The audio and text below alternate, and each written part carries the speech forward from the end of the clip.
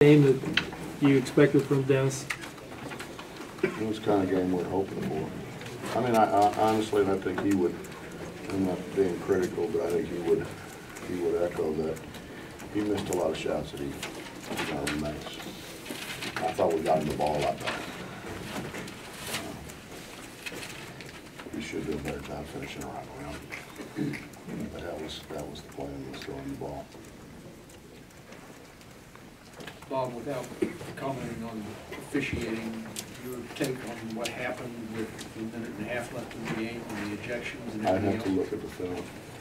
It was a contact technical foul on them. And then the guys who left the bench are ejected from the game. Not a technical foul. So.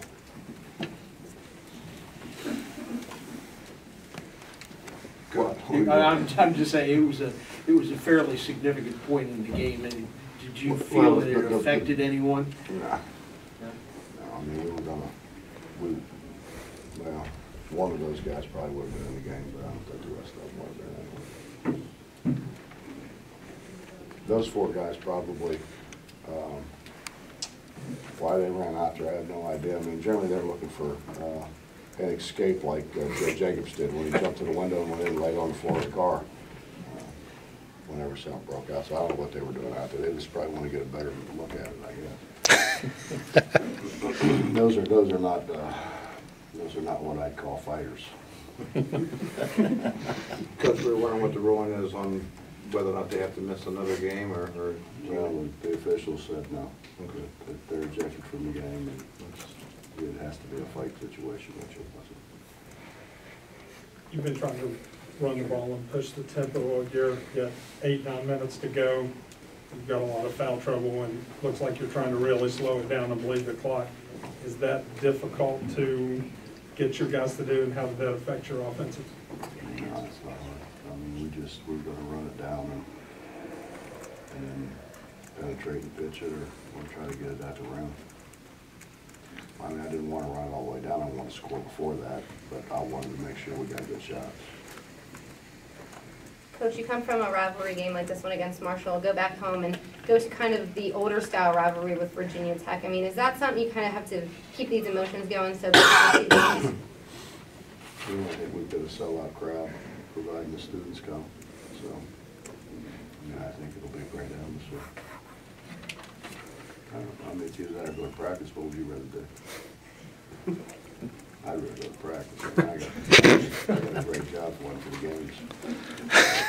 But they'd rather play the games. Bob, describe rivalry.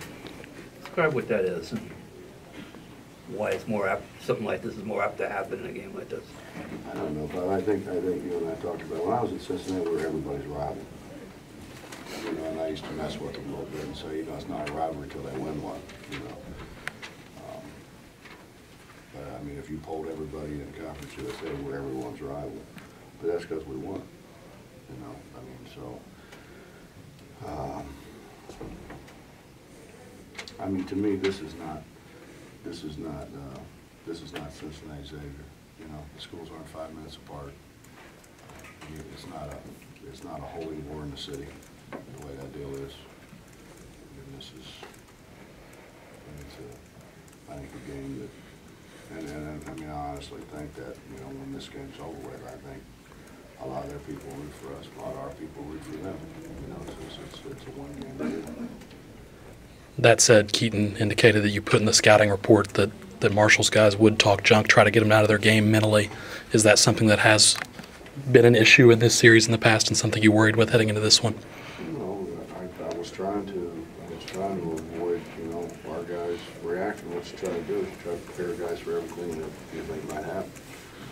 And that's all we did. Just, you know, our guys didn't do as good a job as I wanted to. I mean, I told them, shut up, you know, walk away. And that's hard. You know, those of you who know much about me, that's hard for me. But you got to do it. You know, you got to turn around and walk away. What made you go 1-3-1 when you did? First half and I guess second. Well, I was getting a lot of advice from the bench.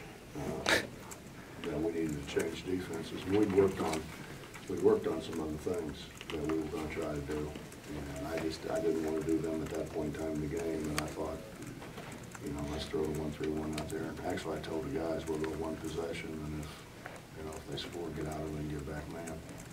And we fortunately, they turned it over a couple times. But it was just kind of to change tempo, give them a different look. You know, people get in rhythm, you know, and you kind of try to get them out of rhythm.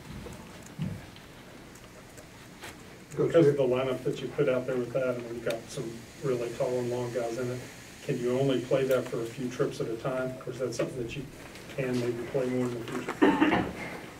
Well, we got in foul trouble, so the reason I went to it at the end of the game is because we went in foul trouble, but they did a pretty good job of, you know, attacking it later.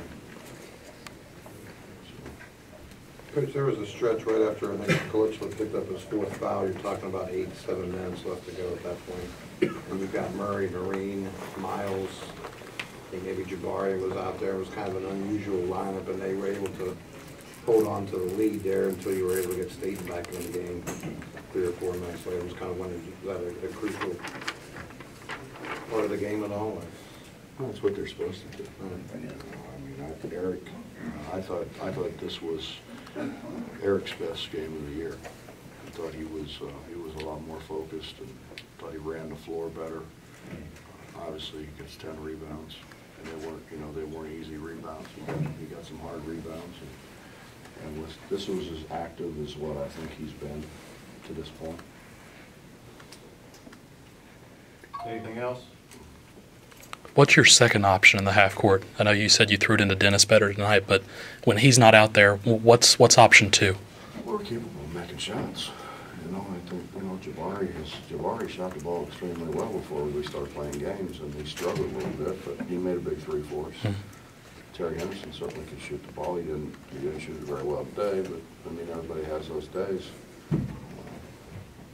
Actually, Gary Brownson has shot the ball pretty well.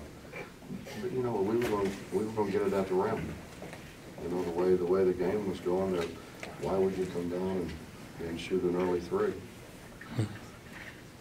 You know, and I don't have a Deshaun Butler or Kevin Jones, guys that have been through this time and time again, and they have a whole lot better feel. You know, KJ a year ago made 2 threes, you know, at the end of the game that really kind of extended the lead and really put us ahead, and Dave did it many, many times in his career, but those guys had played all those games. I mean, you're talking about guys that played 130, 140 games. I got guys that they played 5, you know, big difference. So I don't give them the freedom that I gave KJ or Deshaun. Thanks, Coach.